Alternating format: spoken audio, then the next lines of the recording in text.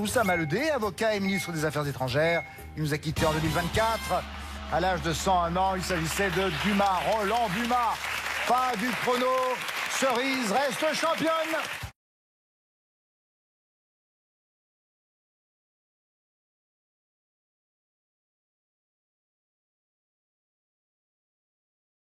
Bon les gars, je vous cache pas que c'est pas évident de faire cette vidéo, mais bon, c'est le jeu donc on est obligé. Salam alaikum les gars, c'est Hous et aujourd'hui on se retrouve pour débriefer mon passage à Tout le monde a son mot à dire. Pour comprendre au mieux cette vidéo et surtout l'état d'esprit dans lequel j'ai abordé mon passage, je vous invite à regarder la vidéo que j'ai fait il y a quelques jours de ça et qui parle de mon avant-émission. Dedans j'explique plus ou moins mon état d'esprit et surtout je précise que pour la première fois de mon histoire, j'abordais un jeu télé avec une décontraction totale. J'avais pas de pression et même si j'étais pas à mon meilleur niveau, je restais tout de même assez confiant. Ce qui fait que la nuit d'avant mon passage, j'ai super bien dormi. Ensuite, je me suis levé, je me suis préparé et j'ai foncé vers les studios, toujours dans une certaine décontraction. D'ailleurs, au moment où j'enregistre cette vidéo, j'ai tourné cet après-midi, c'était tout à l'heure. Donc la scène que je viens de décrire, c'était ce matin. Mais voilà, j'arrive au studio et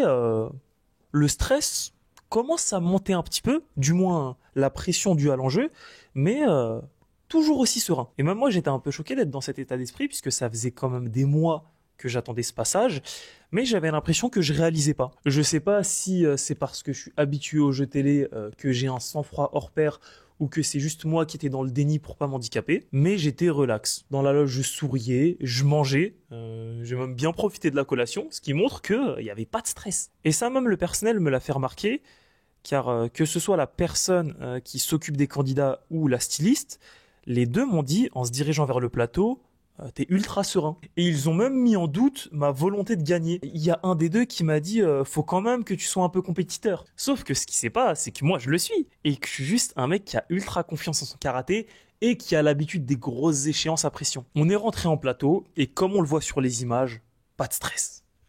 Serein, calme, posé. Et même avec le sourire du mec qui est pressé de jouer. Mais comme vous l'avez vu, ça a pas super bien commencé. Alors durant la première manche, avec l'alphabet à thème, en plus d'avoir eu un thème pas très évident, mais ça c'est le jeu, j'étais un peu encrassé. J'ai mis un peu de temps à trouver des mots assez simples et on le voit, Olivier Mine revient souvent sur moi et dans l'alphabet à thème, ça n'arrive pas souvent. Heureusement que pour le coup, j'étais avec une bonne équipe, avec Cartman et Armel. Et sur cette manche, c'est surtout mes deux partenaires qui me carrient. Et qui m'ont aussi pas mal aidé sur la deuxième manche, car ça, c'était prévu de ma part, comme je connaissais pas Cartman, mais je connais les forces d'Armel.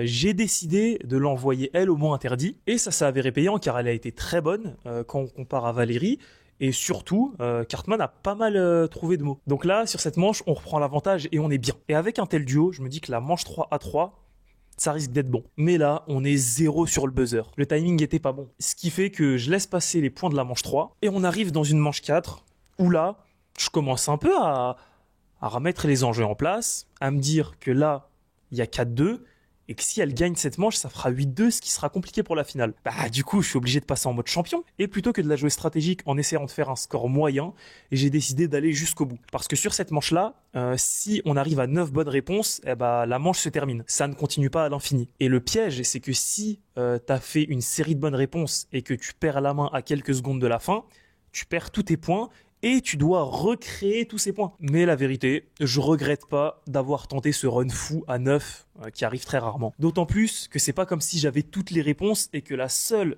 sur laquelle j'ai buté, c'était un truc que je savais pas. Et cette manche, je l'ai un peu abordée en mode méta, en me disant que les réponses les plus incohérentes, c'est celles que je devais donner. Parce que mettre des trucs évidents, ça aurait été prévisible. Mais du coup, je monte jusqu'à 6, et je perds la main à 10 secondes de la fin et Armel n'a que l'occasion de faire 3 points. Ce qui, dans d'autres parties, aurait pu être suffisant, mais pas dans la mienne car l'équipe d'en face a super bien géré son score et son avance. Même si j'aurais pas été contre qu'Aurélien soit joueur et tente de dire tartare, ce qui m'aurait permis d'aborder la finale en avance et avec plus de points. Mais ça n'a pas été le cas, du coup j'aborde une finale avec 2 points contre 8. Et en fait ce qui est drôle, c'est qu'à ce moment-là, Cartman et Armel tentent de me rassurer en me disant ne t'inquiète pas, c'est en finale que tout se joue. Et moi, en fait, je les regarde et je leur dis, vous en faites pas. Parce qu'à ce moment-là, en fait, j'ai une pensée qui me dit, là, la finale, t'es en capacité de la remporter parce que t'es en mode champion. Tu viens de faire un bon run de 6 sur la manche 4. Et surtout, En fait, comme je le disais dans la vidéo d'avant-passage,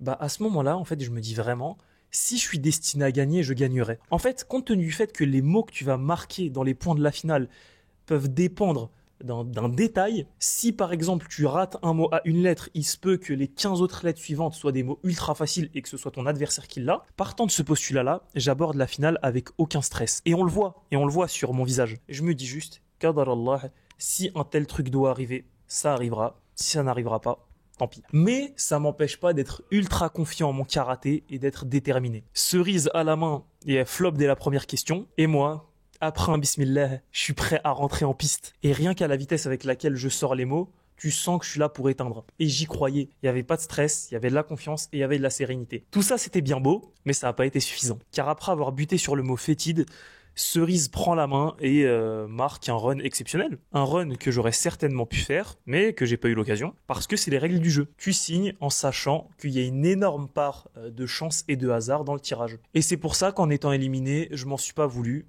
Je me suis pas cherché d'excuses. Bon, après, c'est parce que je suis un compétiteur et je suis quelqu'un qui en cherche pas en temps normal. Mais c'était prévu que ça se déroule comme ça, et ça s'est déroulé comme ça. Et une fois que la caméra coupe et que je quitte le plateau, je suis pas spécialement abattu. Quelques minutes après l'émission, une fois que je commençais à me changer, etc., j'étais toujours pas abattu, la vérité. J'étais déçu parce que ça ne l'avait pas fait, mais je suis rapidement passé à autre chose. Je suis revenu en loge candidat, j'ai signé mes papiers pour les cadeaux, je suis allé manger, et d'ailleurs j'ai partagé ce repas avec Armel, la personne qui était à ma droite, et sans rentrer dans les détails puisque ça reste très personnel, on a eu une discussion assez profonde qui m'a permis de remettre pas mal de choses en perspective, pas sur ce qui venait de se passer, mais sur ma vie en général. Ce qui fait qu'en commençant à rentrer chez moi, j'étais beaucoup plus marqué par tout ce qu'elle m'avait dit, plutôt que focus sur ma défaite. Je suis déçu d'avoir perdu, mais je suis pas non plus à me morfondre. D'autant plus qu'en croisant le personnel et les invités, tout le monde me dit « Ah, c'est dommage, on croyait que t'allais remonter, tu t'es bien battu, etc. » Même si ça, pour être honnête,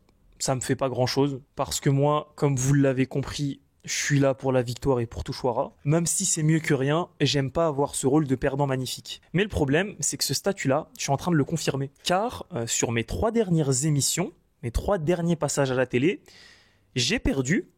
Donc je suis à 3 sur 3 sur mes dernières prestations en termes de défaite. Et c'est uniquement ce qu'on retient, et pas le fait que durant ces 3 parties, j'ai quand même proposé des prestations remarquables. Dans ma dernière prestation à slam, je fais un slam qui me fait remonter à 40-40. Au grand slam, je fais une deuxième manche d'exception. À tout le monde a son mot à dire. En manche 4 et en finale, je fais 2 performances qui sont plus qu'honorables, mais c'est pas moi qui gagne. J'ai l'étiquette du perdant. Et ça, je vous cache pas que ça m'affecte pas mal. Bon, toute proportion gardée, il y a des choses plus graves dans la vie. Mais là, en fait, je me rends compte que ça fait 3 ans que j'ai pas ressenti un plaisir de victoire. Parce que même si en 2023, j'ai quand même gagné 2 fois à Slam, et j'étais bien au-dessus de mes adversaires et je savais que j'allais gagner. Pour moi, la victoire était obligatoire à ce moment-là, ce qui fait que lorsque j'ai gagné, pour moi, c'était plus normal. Et que ces fois-là, la défaite aurait été terrible, étant donné que ça faisait 2 ans que je l'attendais et que je devais prendre ma revanche. Mais là, pour le coup, j'avais vraiment l'occasion de renouer avec cette sensation de victoire alors que les choses sont mal embarquées, d'avoir une victoire vraiment gratifiante, mais je l'ai pas eu. Et le pire avec cette défaite, c'est aussi que maintenant, elle me fait passer en négatif. Là, je vais devoir commencer à ouvrir le dossier Oussama à la télé, parce que c'est bien beau de dire que tu souhaites marquer les jeux télé, mais là, je suis un bilan négatif. J'ai participé à 7 émissions et j'ai gagné seulement 3 fois. Et ça, pour le compétiteur que je suis, c'est terrible. Parce que même si j'ai déjà proposé des performances remarquables dans mes défaites, je garde cette étiquette du perdant. Et ça, je pense que je vais mettre un petit moment à le digérer. Bon bah ça fait déjà 10 jours que j'ai tourné mon émission et la première partie de la vidéo. Et la vérité c'est que je suis plutôt bien. J'ai réussi à vite passer à autre chose et à aller de l'avant. Mais surtout j'ai réussi à mettre des mots sur ma frustration. Je pense que ma déception et ma frustration étaient dues à 3 choses principalement. En premier, je pense qu'il y a le fait que j'avais eu l'impression de pas avoir eu assez le temps de m'exprimer. En fait, j'ai l'impression que tout est passé trop vite. Puisque même si l'émission dure 30 minutes, enfin 25 minutes, le ressenti en plateau, j'ai l'impression en fait elle est passée en un claquement de doigts. En tout, je pense que j'ai dû prendre la parole 15 fois, ce qui m'a pas mal frustré parce que je suis quelqu'un qui est assez expressif et qui fait de mes passages à la télé toujours des grands événements.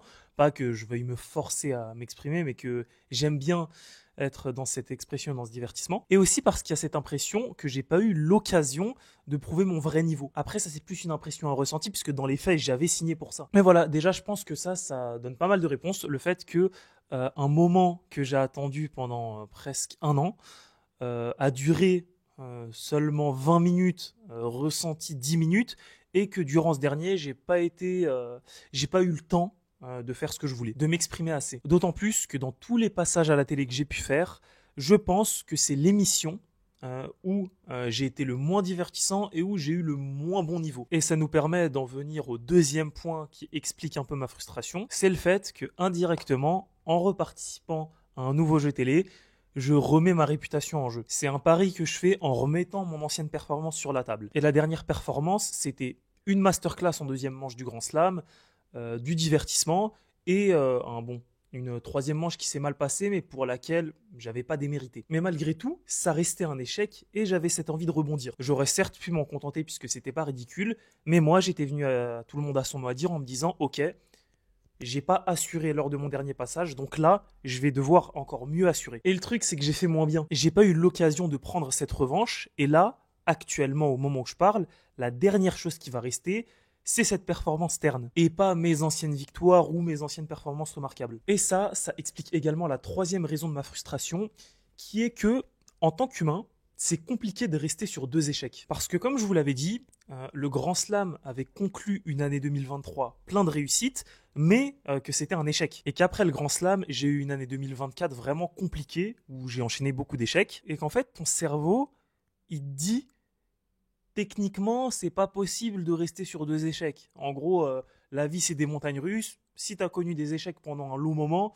c'est sûr que pour ton retour, ce sera une réussite. Donc moi, je mettais beaucoup d'espoir en ce retour en grande pompe avec une victoire, histoire de relancer la machine et de faire oublier ma défaite. Mais ça a été un nouvel échec, et un échec encore plus cuisant. Ce qui fait que là, pour ceux qui auront les références, je me sens un peu comme Justin Gaethje ou Morgan Charrière. Quand Justin Gaethje perd son premier title shot face à Khabib et qu'il revient face à Oliveira, il est persuadé qu'il va gagner. Khabib, c'était une montagne, il a échoué aux portes du titre, donc c'est sûr que la deuxième fois, il ne va pas échouer. Et malheureusement, il a échoué. Comme Morgan Charrière qui, après sa défaite face à Vucenic, pensait qu'il allait se relancer face à Paul Hughes pour prendre la ceinture du Cage Warriors et aller à l'UFC, mais qu'il a échoué et qu'il a dû encore patienter longtemps avant d'atteindre son rêve. Mais il l'a quand même atteint. Et moi, je pense que je me trouve un peu dans cette situation, car mon objectif, plus que mon rêve, c'est comme je l'ai dit, c'est de marquer l'histoire des jeux télé. Alors oui, c'est sûr que maintenant, ça la fout mauvaise avec 3 défaites d'affilée. Bon, je compte pas celle face à Fabrice au Slam, puisque ça sortait d'une